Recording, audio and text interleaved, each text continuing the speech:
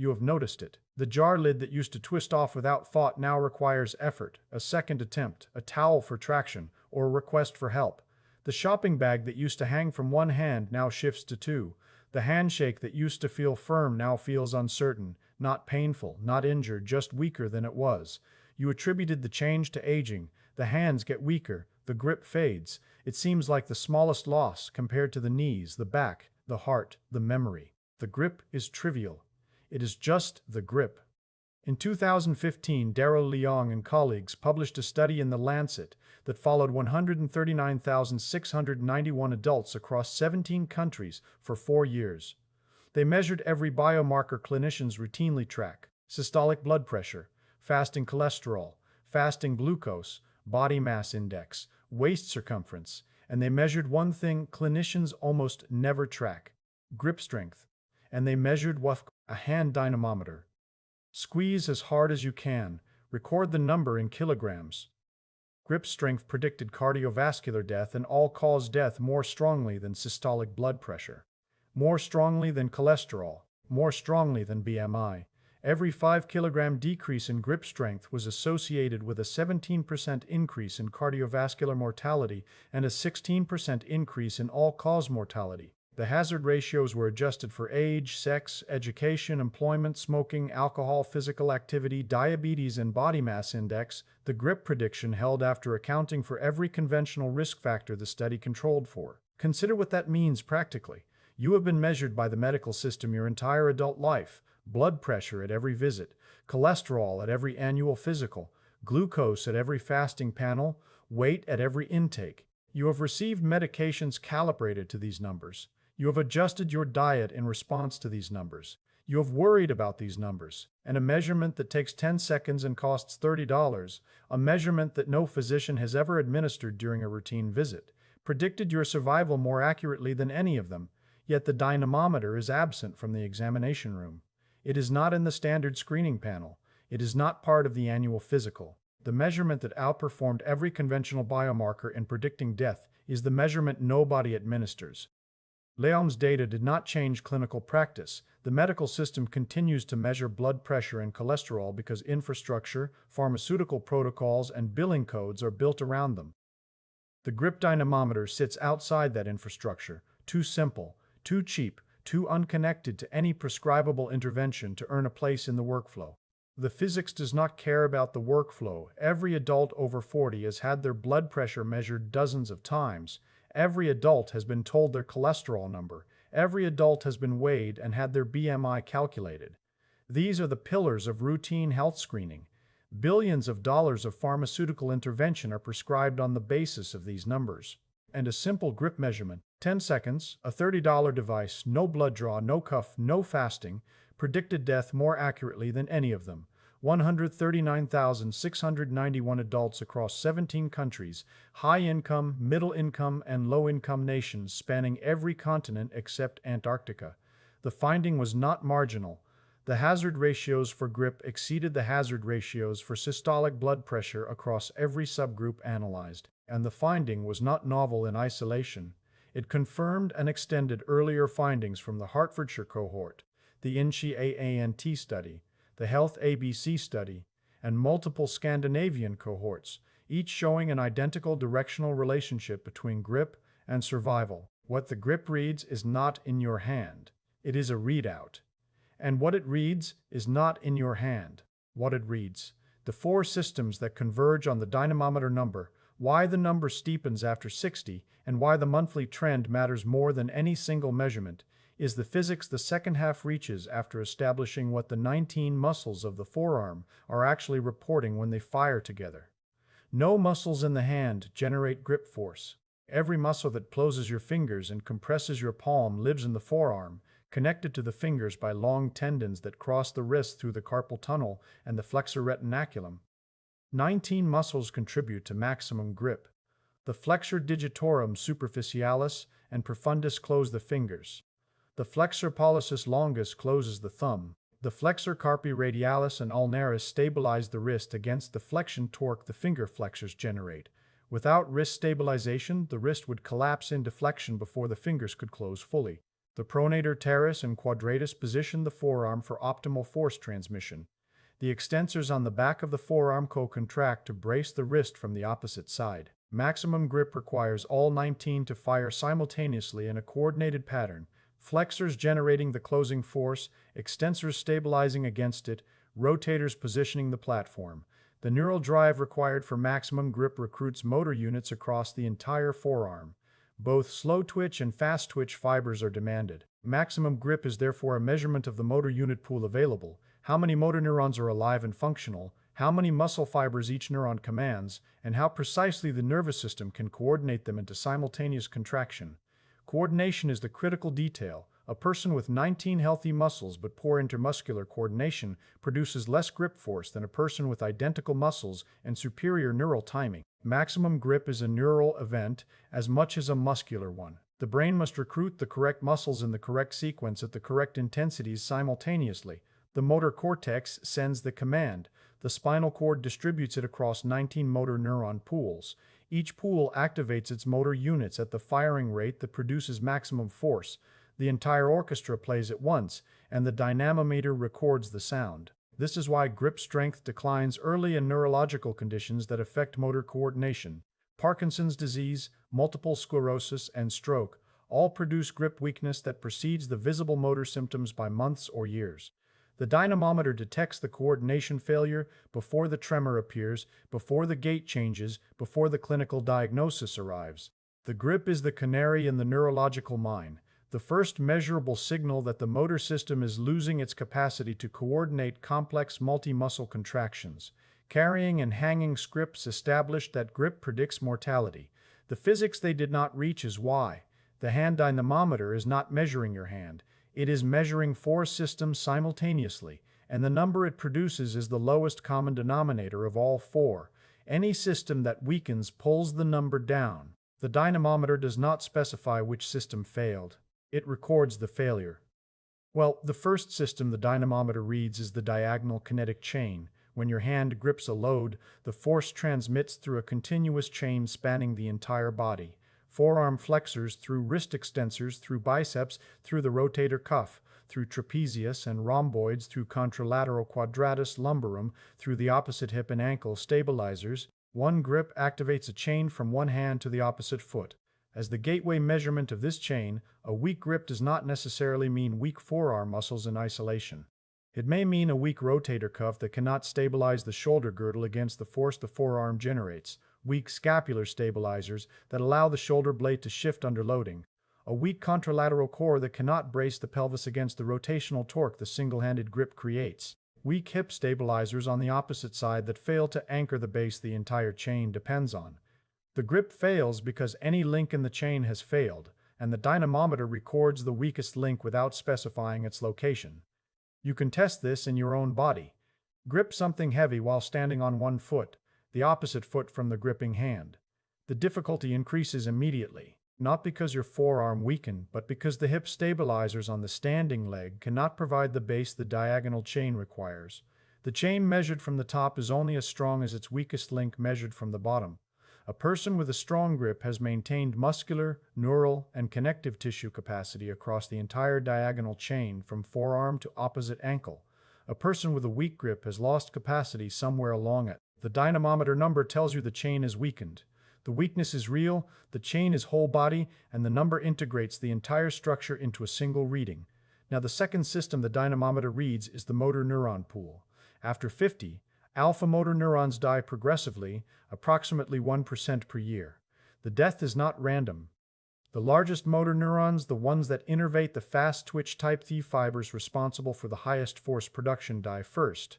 Each death removes a motor unit from the recruitable pool, one motor neuron and all the muscle fibers it innervated, sometimes hundreds of fibers per neuron, gone permanently from the force-generating capacity. Surviving motor neurons partially compensate. They sprout new axonal branches that reach across the denervated territory and adopt the orphan fibers, collateral re-innervation. The compensation works initially. The surviving units grow larger, each neuron commanding more fibers than it originally innervated. A motor unit that controlled 200 fibers at 40 may control 400 at 60. Strength is maintained despite neuron loss because the remaining units expand to cover the gap. The dynamometer number stays stable or declines slowly during this compensated phase. The person loses motor neurons, but the surviving units grow to mask the loss. Eventually, the compensation fails. The surviving neurons cannot sprout enough branches. They reach their reinnervation ceiling, a maximum number of fibers each neuron can successfully maintain through its expanded axonal tree. Muscle fibers that go unadopted atrophy and die. The total force-generating capacity drops below what compensation can cover. This is sarcopenia at its neural root, the loss of motor units that no amount of exercise can replace because the motor neurons themselves are dead. Maximum grip requires maximum motor unit recruitment, every available unit firing at maximum rate. As the recruitable pool shrinks year by year, maximum grip decreases. The dynamometer detects the neural attrition from the outside. The number dropping by 2 kilograms over a year may be reporting the death of motor neurons you cannot feel dying, neurons whose loss will eventually manifest as the fall, the fracture, the loss of independence that arrives years after the grip decline predicted it. The morning I squeezed the dynamometer for the first time, a $30 device ordered online, calibrated in kilograms, the grip handle adjusted to fit my hand, and saw 34 kilograms on the display. The number meant nothing by itself. 34. Above or below average for my age. I did not know. Bohannon established the population norms in muscle and nerve. Men over 60 average 35 to 45 kilograms. Women over 60 average 20 to 22.5. My 34 sat at the low end of the male range. Not alarming, not reassuring, a single number with no trend. Value is not in the single number, it is in what happens to the number over months and years. Stable grip means the neuromuscular system is maintaining. The motor units, the hormonal environment, the inflammatory burden, and the vascular capacity are holding. Declining grip, more than 2 kilograms per year, means one or more of those systems is shifting. The shift is worth investigating before the downstream consequences arrive: falls, fractures, cardiovascular events, loss of independence. The dynamometer detects the decline years before the consequences manifest. You know the chain and the motor neurons, 2 of the 4 systems the dynamometer reads. The question changes from what the grip measures mechanically to what it reveals about the internal chemistry that maintains the muscle generating the force, because the dynamometer is not only measuring neural and mechanical capacity, it is measuring the biochemical environment in which the muscles exist. Testosterone, growth hormone, and insulin-like growth factor 1 all contribute to muscle protein synthesis, the process that maintains muscle mass and contractile capacity against the continuous protein turnover that would otherwise degrade it. Every muscle in the body is simultaneously building and breaking down contractile protein every day. The balance between synthesis and degradation determines whether the muscle maintains its mass, grows, or shrinks. Testosterone promotes synthesis, growth hormone promotes synthesis, IGF-1 promotes synthesis, angiophone promotes synthesis, and all 3 decline with age. Testosterone decreases approximately 1 to 2% per year after 30, a decline that is gradual enough to escape clinical detection for decades, but cumulative enough to shift the synthesis-degradation balance toward net loss by 60 or 70. Growth hormone pulse amplitude decreases. The overnight surges that drive tissue repair and protein synthesis become shallower with each decade, reducing the anabolic stimulus the muscles receive during sleep. IGF-1 levels fall in parallel with growth hormone since the liver produces IGF-1 in response to growth hormone stimulation. Grip strength correlates with all 3 hormones cross-sectionally. Adults with higher testosterone, higher growth hormone output, and higher IGF-1 have stronger grips at any given age. The correlation is not coincidental. The hormones maintain the muscle generates the force, and the dynamometer records the force. A declining grip may be reporting declining anabolic hormone levels, an endocrine shift affecting every muscle in the body, not just the 19 in the forearm. The grip is the most convenient window into a hormonal environment that determines whether the body is building muscle faster than it breaks muscle down, or whether the balance has tipped. Now, the 4th system. Chronic low-grade inflammation accelerates muscle protein breakdown through a specific biochemical pathway. Elevated C-reactive protein, interleukin-6, and tumor necrosis factor alpha activate the ubiquitin proteasome pathway inside the muscle cells. Ubiquitin is a small protein that attaches to other proteins, tagging them for destruction. The proteasome is the cellular machinery that recognizes the ubiquitin tag and dismantles the tagged protein into its component amino acids. When inflammatory cytokines are chronically elevated, the ubiquitin system tags contractile proteins, the actin and myosin that generate force, at a rate that exceeds the rate anabolic hormones can replace them. The balance shifts from maintenance to net loss. Muscle mass decreases not because the muscle is unused, but because the biochemical environment is actively dismantling it. Inflammatory burden is not a disease state in most adults over 60. It is a background condition, sometimes called inflammaging, driven by senescent cell accumulation, visceral fat secretion of inflammatory adipokines, gut barrier permeability changes, and the cumulative wear of decades on the immune system. The inflammation is subclinical. It does not produce fever or swelling. It produces a slow, persistent elevation in the cytokines that shift muscle protein balance toward breakdown. Inverse correlation appears with these inflammatory markers in population studies. As Schopp and colleagues documented in Age and Aging, higher inflammation, weaker grip. The dynamometer detects the inflammatory burden the body is carrying without requiring a blood test. The person with high systemic inflammation has a weak grip and elevated cardiovascular risk and accelerated cognitive decline.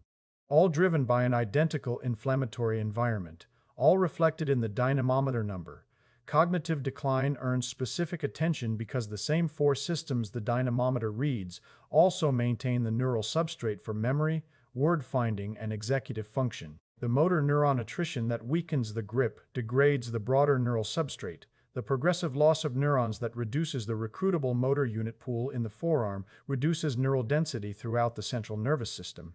The vascular decline that slows reactive hyperemia after the squeeze reduces cerebral perfusion. Less blood flow to the brain means less oxygen and glucose delivery to the neurons that maintain memory, word finding, and executive function. The chronic inflammation that activates the ubiquitin proteasome pathway in muscle activates neuroinflammatory cascades in the hippocampus and prefrontal cortex. The cytokines degrading muscle protein degrade synaptic connections through parallel mechanisms. Strong correlation exists between grip and cognitive function and dementia risk across multiple longitudinal cohorts. The correlation is not coincidental. The grip and the forgotten names share biological causes: motor neuron loss, vascular insufficiency, and chronic inflammation operating simultaneously on muscle and brain. The dynamometer number that tracks the muscle trajectory may be tracking the cognitive trajectory through the same four systems. The dynamometer detects the decline without causing it. The person whose grip declined by 10 kilograms did not become more vulnerable because their forearm got weaker. They became more vulnerable because the motor unit loss, the hormonal decline, the inflammatory burden, and the vascular degradation that weakened the grip simultaneously weakened the cardiovascular, skeletal, and immune systems. The dynamometer detects the decline. It does not cause it. Distinction matters for honesty. Maintaining grip through daily squeezing provides real local benefits. The loading signal maintains forearm muscle mass, loads the forearm bones through tendon-mediated compression, preserves motor unit recruitment capacity by demanding maximum neural drive across all 19 muscles, and stimulates endothelial function through the reactive hyperemia cycle. These are measurable, local, and worth doing. But squeezing a tennis ball does not reverse systemic hormonal decline. It does not clear chronic inflammation. It does not regenerate dead motor neurons in the spinal cord.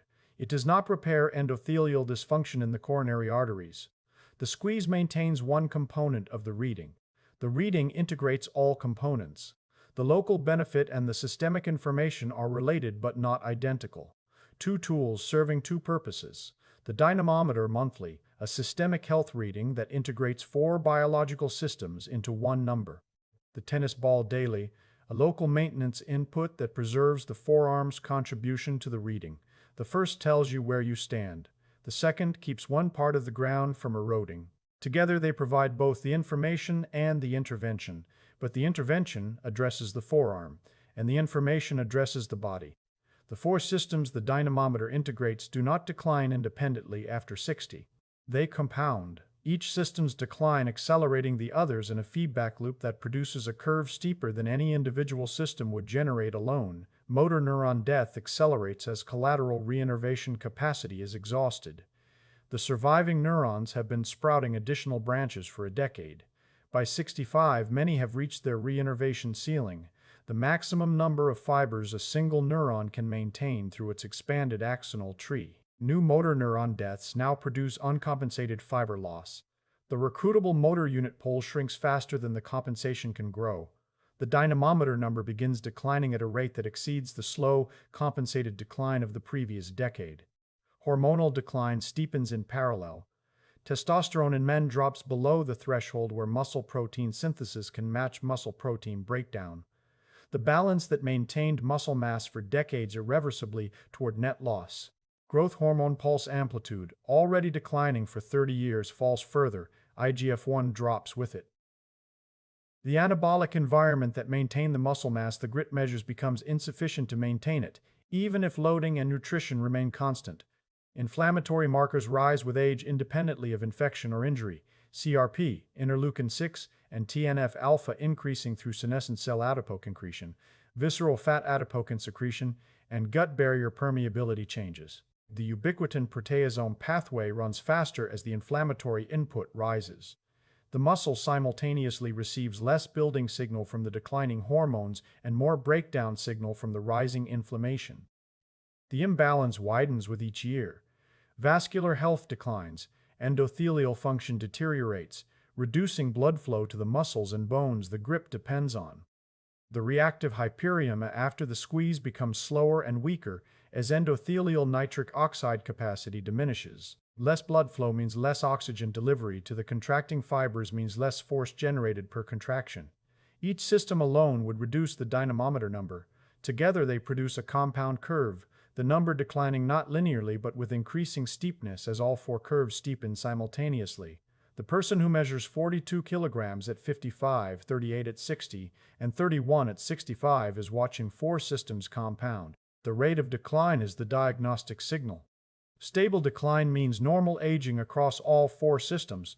Accelerating decline means one or more is failing faster than expected, and the acceleration is worth investigating before the downstream consequences arrive. That compound, motor units shrinking, hormones declining, inflammation rising, vasculature stiffening, all converging on the same dynamometer number with increasing speed, is why I bought the $30 dynamometer and started recording the number monthly, not as exercise, as a systemic health reading that integrates four biological systems into a single measurement taken in 10 seconds. Anyone with active carpal tunnel syndrome, a wrist or hand injury, or rheumatoid arthritis affecting the finger joints should consult their physician before performing maximum grip efforts.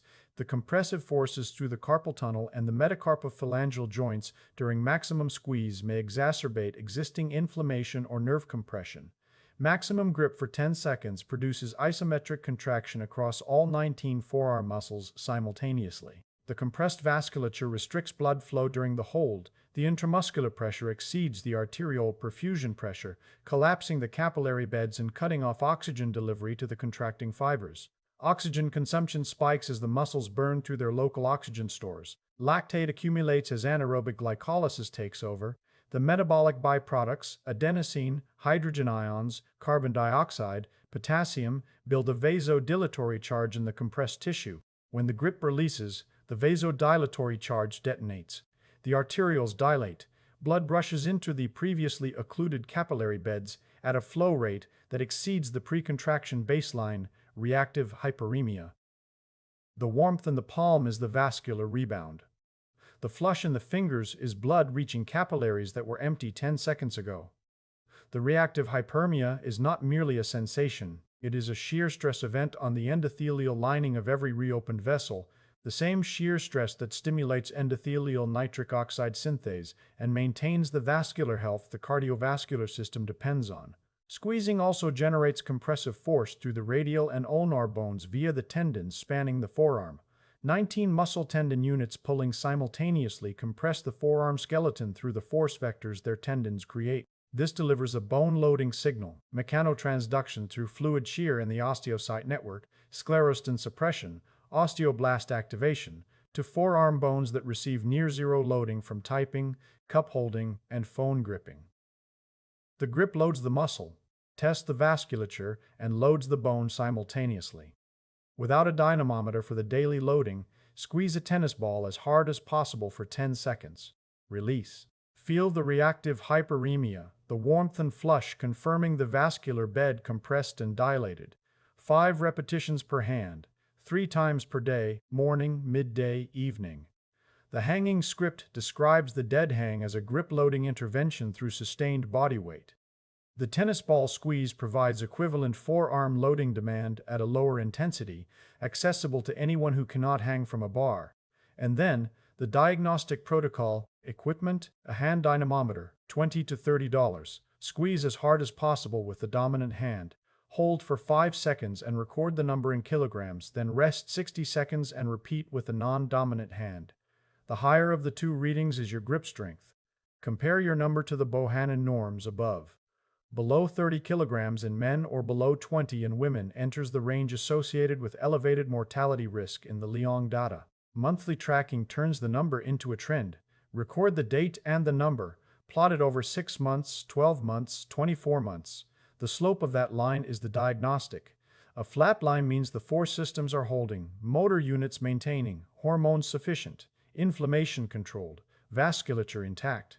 A declining line at 1 to 2 kilograms per year is the expected rate of normal aging.